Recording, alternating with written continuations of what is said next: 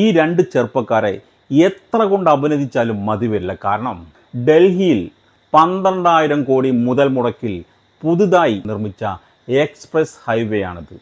ഇത് നിർമ്മിച്ചിട്ട് മാസങ്ങളെ ആയുള്ളൂ.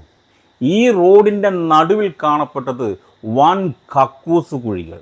ദൂരെ പറന്നു വരുന്ന കാറുകൾ ഇതിനകത്ത് പെട്ട് മാരകമായ ആക്സിഡന്റ് ഉണ്ടാവരുത് എന്ന് കരുതിയാണ് ഈ പാവപ്പെട്ട ചെറുപ്പക്കാർ അവരെ സംരക്ഷിക്കുന്നതിന് വേണ്ടിയാണ് റോഡിലെ പ്രകടനം. ഇവർക്കെന്താ ജോലി ഇല്ലാഞ്ഞിട്ടാണോ? ജോലി മാറ്റി വെച്ചുകൊണ്ട് മനുഷ്യത്വമുള്ള ഈ രണ്ട് ചെറുപ്പക്കാരെ അപ്രിഷ്യേറ്റ് ചെയ്തേ മതിയാകും.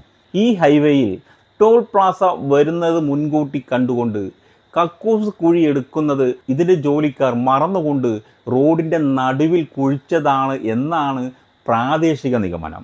എന്തായാലും ഹൈവേ അതോറിറ്റി എത്രയും വേഗം ഇവിടെ ഒരു കക്കൂസ് റൂം നിർമ്മിക്കുക നിർബന്ധമാണ്. കാരണം ഈ ചെറുപ്പക്കാർക്ക് ഇവിടെ എത്ര കൊണ്ട് നിൽക്കാൻ കഴിയും?